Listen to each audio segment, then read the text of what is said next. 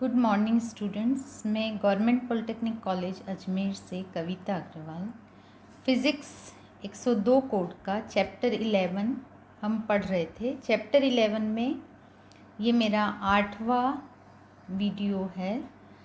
मेरे 7वें वीडियो में मैंने आपको न्यूक्लियर फिजन पे आधारित एक न्यूमेरिकल सॉल्व किया था और 6ठे वीडियो में आपको नाभिकीय विखंडन क्या होता है उसके बारे में बताया था कि जब एक भारी नाभिक दो हल्के नाभिकों में विभक्त होता है तो उसके साथ अत्यधिक मात्रा में ऊर्जा का उत्सर्जन होता है और उस प्रक्रिया को नाभिकीय विखंडन कहते हैं। आज हम नाभिकीय संलयन क्या होता है, न्यूक्लियर फ्यूजन क्या होता है, यह पढ़ेंगे।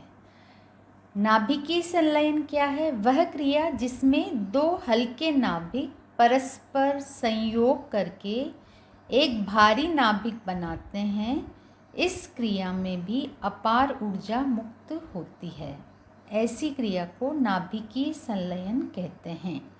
When two lighter nuclei fuses together to form a larger nucleus with the emission of large amount of energy, the phenomena is known as nuclear fusion। क्यों ऊर्जा हमें प्राप्त होती है, एक एग्जाम्पल हम कंसीडर करते हैं। इस एग्जाम्पल में हम देख रहे हैं 1H2 इज़ ड्यूटेरियम। ये एक ड्यूटेरियम या ड्यूट्रॉन कह सकते हैं, 1 ड्यूट्रॉन प्लस 1 ड्यूट्रॉन। ये दो ड्यूट्रॉन जो हैं ये फ्यूज़ हो रहे हैं, इनका संलयन हो रहा है और इन दो ड्यूट्रॉन के संलयन से ये हीलियम का आइसोटोप है, ये बना है 2He3 प्लस एक neutron plus 3.3 mega electron volt ऊर्जा उत्सर्जित हो रही है।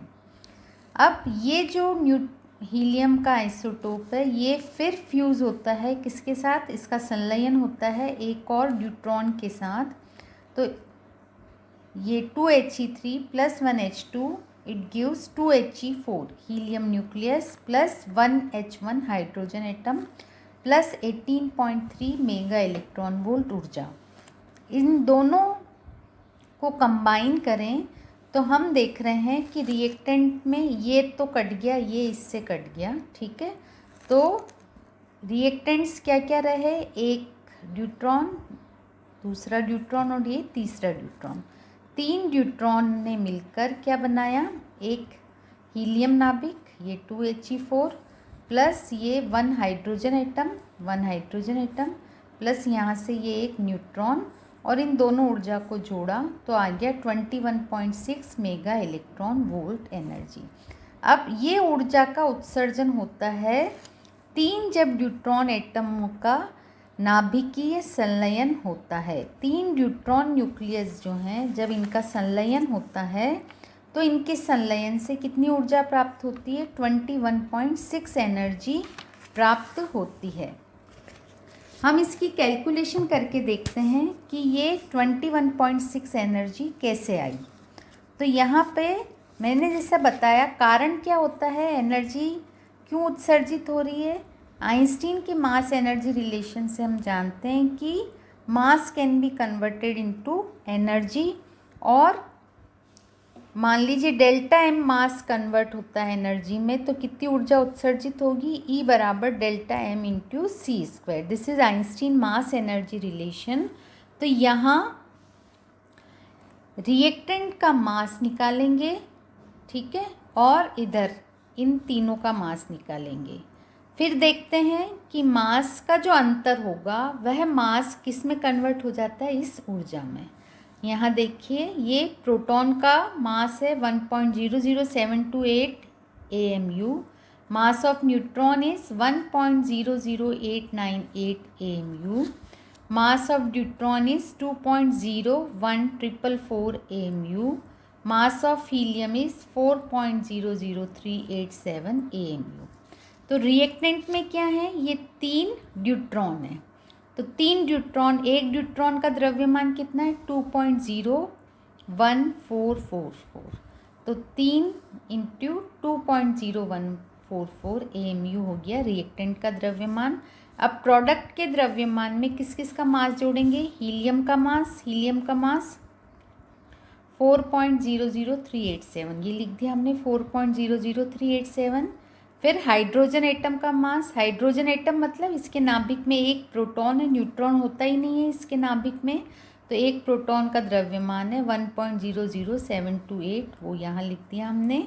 देन न्यूट्रॉन, तो ये न्यूट्रॉन का मास लिखा। इन तीनों को जोड़ा तो आया 6.02013। अब रिएक्टेंट का मास कितना था, 3 × 2.0144, ये 3 × 2.0144।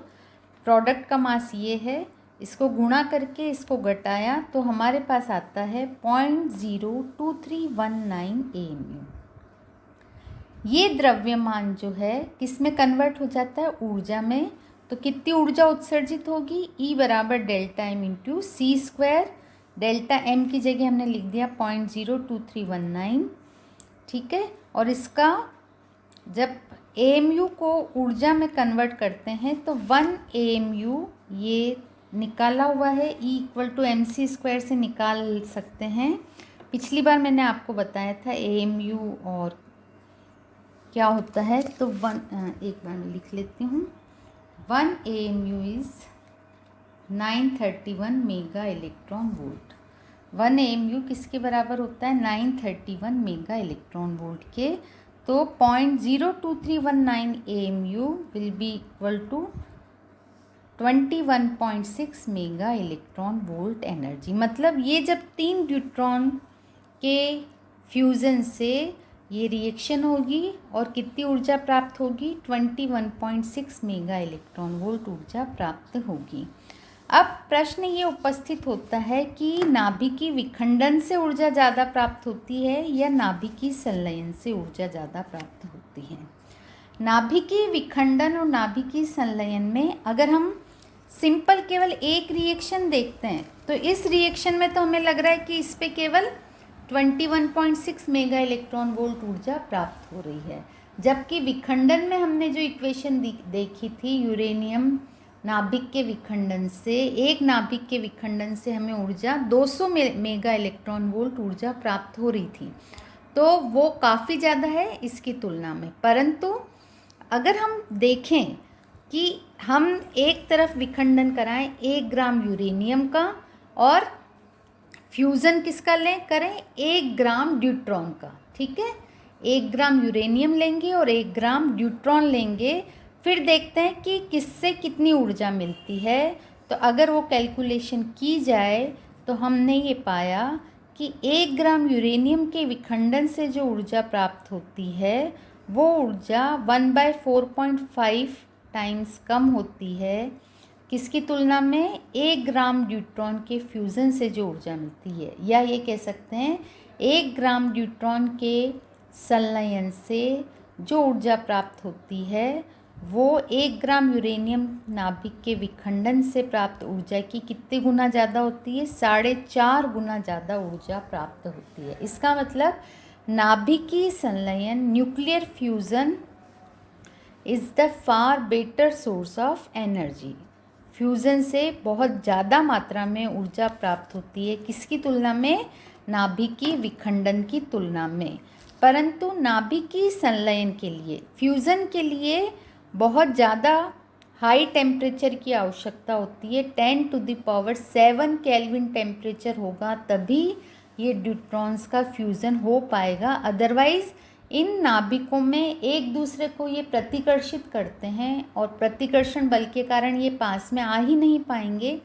तो उस प्रतिकर्षण बल से ओवरकम करने के लिए उनको इतनी गतिज ऊर्जा कितनी देनी पड़ती है, 10⁷ केल्विन टेम्परेचर जब होता है तो वो फ्यूज़ हो पाते हैं। इसी के साथ बहुत ज़्यादा प्रेशर भी चाहिए होता है।